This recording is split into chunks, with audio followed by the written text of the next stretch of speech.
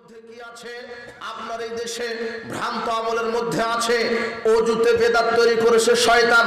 অজুতে বেদাত, আজানে বেদাত, সালাতে বেদাত, সিয়ামে বেদাত, মসজিদে বেদাত, কোরআন তেলাওয়াতে বেদাত, মৃত ব্যক্তিকে লক্ষ্য করে বেদাত, সালামে বেদাত, দরুদে বেদাত, আপনার আজানে বেদাত, সব জায়গাতে বেদাত তৈরি করেছে।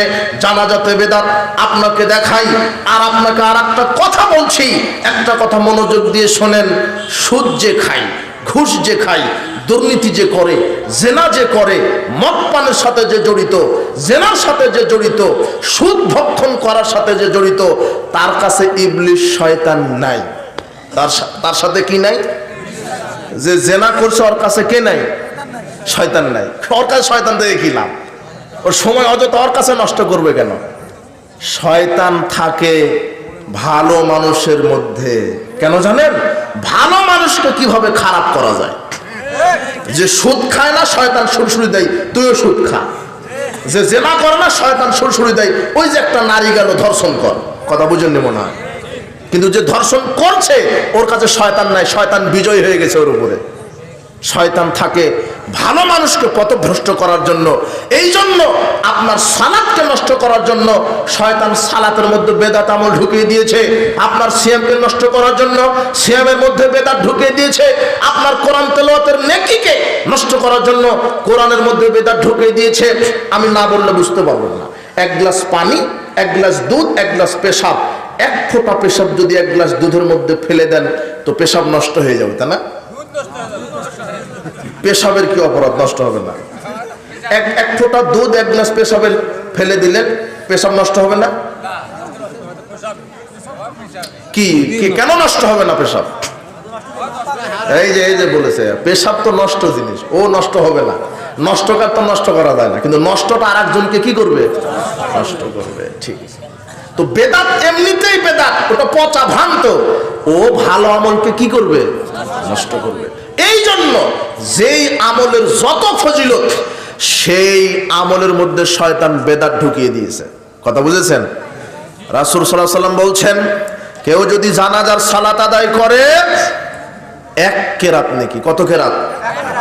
এক কেরাত মানে এক উহুদ পাহাড়। এরপরে তিনি বলছেন, যে ব্যক্তি জানাজার সালাত আদায় করার পরে দাফনে শরীক হলো তার জন্য 2 কেরাত। কয় কেরাত? মানে 2 উহুদ পাহাড় সমান। কিন্তু শয়তান চিন্তা করলো, সর্বনাশ, একে 2 কেরাত নেকি নিতে দেওয়া যাবে না। এই জন্য আগে জানাজার পরে এইভাবে সম্মিলিত মোনাজাত ছিল না, এখন চালু করে দিয়েছে। আবার দাফনের পরে আবার সবাই মিলে কবর জিয়ারতের নামে সম্মিলিত মোনাজাত করছে। প্রথম কেরাতও গেল, দ্বিতীয় কেরাতও গেল। কথা বুঝেন মনে হয়? কেন? কোরআন হাদিস দ্বারা প্রমাণিত নয়। আমার কথা খুব ভালো করে শোনেন। তাই বলে মোনাজাতকে নিষেধ করতে আসেনি। মোনাজাত করা আপনি বাধ্য মোনাজাত করতে। মোনাজাত ব্যক্তিগত ব্যাপার। কি ব্যাপার? ব্যক্তিগত ব্যাপার। আপনি পাপ করেছেন, 2 হাত আকাশের দিকে উত্তোলন করেন, তাহাজ্জুদের সালাত আদায় করে রাতের অন্ধকারে 2 হাত উত্তোলন করে আপনি আল্লাহর কাছে মোনাজাত করেন, পাপ থেকে ক্ষমা চান। আপনার পরিবার অসুস্থ, বিপদে, ছেলে মেয়ে বিপদে, স্ত্রী বিপদে, আপনি কেচে পড়েছেন, কেচকাবারিতে আপনার বিপদ, আপনি আল্লাহর কাছে প্রার্থনা করেন, আপনি অসুস্থ, আপনি আল্লাহর কাছে চান, 2 হাত উত্তোলন করে চান। মোনাজাত ব্যক্তিগত ব্যাপার। রাসূল সাল্লাল্লাহু আলাইহি ওয়াসাল্লাম বলছেন, তোমাদের প্রতিপালক লজ্জাশীল এবং বড় দাতা। তিনি কেউ যদি 2 হাত উত্তোলন করে আল্লাহর কাছে দোয়া চাই, আল্লাহর কাছে কিছু প্রার্থনা করে, তার ওই 2 হাতকে আল্লাহ খালি হাতে ফেরত দিতে লজ্জাবোধ করেন। তার মানে আল্লাহর কাছে 2 হাত উত্তোলন করে চাইতে হবে। কথা বুঝেননি? কিন্তু জানাজার সালাতের পরে, দাফনের পরে, ইসলামী সম্মেলন, তাফসীর মাহফিলের পরে, সভা সমিতির পরে, বিবাহের বৈঠকে, ফরজ 5 ওয়াক্ত সালাতের পরে আপনি এইভাবে যে সবাইকে নিয়ে সম্মিলিত মোনাজাত করছেন, এর পক্ষে কোনো রাসূল সাল্লাল্লাহু আলাইহি ওয়াসাল্লাম থেকে কোনো দলিল নাই। যার দলিল নাই ওই আমলটা করাটাই হলো বিদআত, ওটাই হলো প্রত্যাখ্যাত। আমি আপনাকে মোনাজাত নিষেধ করতে আসিনি। মোনাজাত ব্যক্তিগত ব্যাপার, আপনি আল্লাহর কাছে বলেন। বলছিলাম যেই আমলের ফজিলত যত বেশি সেই আমলটা নষ্ট করার জন্য শয়তান বেদাত ঢুকিয়ে দিয়েছে। আল্লাহর নবী বলছেন, মান ক্বালা হিনা ইসমাউন নিদা, যে ব্যক্তি আযান শোনার পরে বলবে আল্লাহুম্মা রাব্বা হাযিদ দাওয়াতিত তাম্মা ওয়াস সালাতিল কায়মা আতি মুহাম্মাদানিল ওয়াসিলাতাল ফাদিলা ওয়া বা'আথহু মাকামা মাহমুদানিল্লাযী ওয়া'আদতা, যে ব্যক্তি আযান শোনার পরে এই দোয়া বলবে হাল্লাত লাহু শাফাতি ইয়াউমাল কিয়ামা, ওই ব্যক্তির জন্য কিয়ামতের দিন আমার সুপারিশ ওয়াজিব হয়ে যাবে। কিন্তু শয়তান সুবহানাল্লাহর 12টা বাজায় দিয়েছে।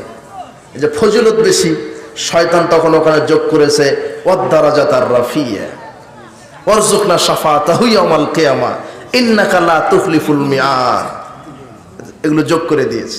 আর হবে না সুপারিশ। কথা বুঝেননি মনে হয়? কি বুঝলেন? এক মাওলানা সাহেব আমাকে বলছেন, কি ব্যাপার ইন্নাকা লা তুখলিফুল মিয়াদ, আপনি না হয় দারাজাতুর রাফিয়া ঠিক আছে, ওয়ারযুকনা শাফাতাহু ইয়াউমাল কিয়ামা এটা ঠিক আছে, তো ইন্নাকা লা তুখলিফুল মিয়াদ এটা কেন আপনি বলছেন লাগানো যাবে না? এটা তো কোরআনের আয়াত, তো কোরআনের আয়াত হলেই নাকি লাগাতে হবে। তো রাসূল সাল্লাল্লাহু আলাইহি সাল্লাম যেটা বলতে বলেননি, যেটা করতে বলেননি, সেই আমলটা করাটাই হলো বিদআত। কথা বুঝেছেন কি? রাসূল সাল্লাল্লাহু আলাইহি সাল্লাম থেকে এই দোয়াটা প্রমাণিত, সহিহ বুখারীর 614 নম্বর হাদিস। আপনাকে এটাই করতে হবে। বলছিলাম যে আমলের ফজিলত যত বেশি, সেই আমলটা নষ্ট করে দেওয়ার জন্য শয়তান সেখানে বেদাত ঢুকিয়ে দিয়েছে। আমরা পরস্পরের সালাম বিনিময় করি, সালামের এত ফজিলত। শোনেন, শুধু সালাম বিনিময়ের এই নেকিতে আল্লাহ জান্নাত দিতে পারেন। কেননা আবু হুরায়রা রাদিয়াল্লাহু আনহু বলছেন, রাসূল সাল্লাল্লাহু আলাইহি ওয়াসাল্লাম বলেছেন, লা তাদখুলুনাল জান্নাহ হাত্তা তুমিনু, তোমরা ততক্ষণ জান্নাতে যেতে পারবে না যতক্ষণ না তোমরা ঈমান না আনছো, ওয়ালা তুমিনু ওয়ালা তাহাব্বু, তোমরা ততক্ষণ ঈমান আনতে পারবে না যতক্ষণ না পরস্পর ভালো না বাসো। আমি কি তোমাদেরকে আমল বলে দিব না যে আমলটা করলে ভালোবাসা সৃষ্টি হবে, মহব্বত সৃষ্টি হবে? সেটা হলো আফসুস সালামা বাইনাকুম, পরস্পরের বেশি বেশি সালাম বিনিময় করা। বেশি বেশি সালাম বিনিময় করলে ভালোবাসা সৃষ্টি হয়, ভালোবাসা সৃষ্টি হলে ঈমান সৃষ্টি হয়, আর ঈমান মানুষকে জান্নাতে প্রবেশ করায়। তার মানে সালামের প্রতিদান কি? জান্নাত। সালামের প্রতিদান কি? জান্নাত। কিন্তু এই সালামের মতো এত ফজিলতপূর্ণ আমলকে নষ্ট করে দেওয়ার জন্য বেদাত চালু করেছে। একটু ধৈর্য ধরেন, আমি শেষের দিকে চলে এসেছি, একটু ধৈর্যের পরিচয় দেন। বলছিলাম উপস্থিত বৈঠকের মুসলিম দিনী ভাই বোন, সালাম এত ফজিলতপূর্ণ আমল, এরপরে এই আমলকে ধ্বংস করার জন্য শয়তান ওখানে বেদাত ঢুকিয়ে দিয়েছে। রাসূল সাল্লাল্লাহু আলাইহি ওয়াসাল্লাম বলছেন, মা মিন মুসলিমাইনে ইলতাকিয়ানে ফায়াতাসাফাহানে, সহিহ আবু দাউদের 5212 নম্বর হাদিস। রাসূল সাল্লাল্লাহু আলাইহি ওয়াসাল্লাম বলছেন, যখন কোনো দুইজন মুসলিম সাক্ষাৎ লাভের পরে পরস্পর দুই হাতে মুসাফা করে সালাম দিবে, ইল্লা গুফিরা লাহুমা ক্বাবলা আয়াফতারিকা, তাদের পরস্পরের দুই হাত পৃথক হওয়ার পূর্বেই তাদের বিগত সব পাপ আল্লাহ ক্ষমা করে দেন। পরস্পরের দুই হাত মানে ওনার এক হাত আর আমার এক হাত, ওনার ডান হাত আমার ডান হাত, সালামে পরস্পরের ডান হাত, বাম হাতের কোনো সুযোগ নাই। এই যে এইভাবে কয় হাত হলো পরস্পর? দুই হাত। কিন্তু সালাম দেওয়ার সময় কয় হাত দেয়? 3 হাত 4 হাত। আবার বুকে এভাবে একটা মারে, আবার চুমা খায়, তাই না? এগুলো হলো বেদাতি আমল। কেন হাদিসে 4 হাতের কথা নেই, আছে পরস্পরের কয় হাত? 2 হাত। এমনকি তাবারানি মোজামুল আওসাতে, তাবারানি আওসাতের মধ্যে একটা হাদিস আসছে, রাসূল বলছেন, ইন্নাল মুমিনা ইযা লাকিয়াল মুমিন, যখন কোনো একজন মুমিন আরেকজন মুমিনের সাথে সাক্ষাৎ করে, ফাতাসাফাহা, এরপরে মুসাফা করে। কিভাবে? ফাখাযা বিয়াদিহি, তার এক হাত ধরে মুসাফা করে। দেখছেন ইয়াদুন শব্দটা আসছে তাবারানি আওসাতে, তার এক হাতে মুসাফা করে। তানাসারাত খাতায়াহুমা কামা ইয়াতানাসারু আরাকুশ শাজার, তাদের উভয়ের পাপ ওইভাবে ঝরে যায় যেমন গাছ থেকে পাতা ঝরে যায়। পরস্পর 2 হাতে মুসাফা করলে ওইভাবে পাপ ঝরে যায়। কিন্তু শয়তান ওখানে 2 হাত রাখেনি, কয় হাত মেরে দিয়েছে?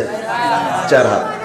এই যে আমলের ফজিলত যত বেশি, সেখানে শয়তান কি দিয়েছে? বেদাত ঢুকিয়ে দিয়েছে। আর বেদাত সৎ আমলকে কি করে দেয়? এক ফোঁটা পেশাব দুধকে কি করে দেয়? নষ্ট।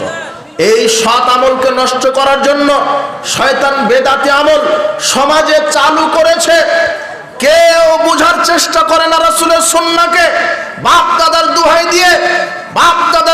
দিয়ে, বড় হুজুরের দোহাই দিয়ে, বড় আলেমের দোহাই দিয়ে, ডিগ্রি পদবীর দোহাই দিয়ে, অর্থের দোহাই দিয়ে, সংখ্যা গরিষ্ঠতার দোহাই দিয়ে সমাজে বেদাতে আমল চালু রেখেছে। এদেশের প্রায় হাফেজ কোরআন তেলাওয়াত শেষ করছে আর বলছে সাদাকাল্লাহুল আযীম, অথচ কেউ বুঝতে পারলো না, কেউ এটা জানার চেষ্টা করলো না যে সাদাকাল্লাহুল আযীম বলা যাবে কি যাবে না, এটা রাসূল সাল্লাল্লাহু আলাইহি ওয়াসাল্লাম বলতে বলেছেন কি বলতে বলেননি, এটা কোরআন সুন্নাহ দ্বারা প্রমাণিত নাকি প্রমাণিত নয়।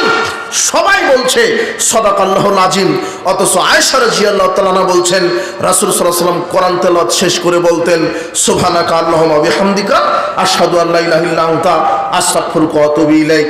এই দোয়াটা কেউ বলে না, সবাই বলে সাদাকাল্লাহুল আযীম।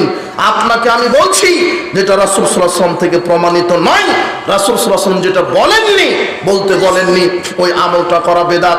যেটা কোরআন সুন্নাহ দ্বারা প্রমাণিত নয় সেটা করতে পারবেন না, আমলের আকারে করতে পারবেন না, ইবাদত মনে করে করতে পারবেন না।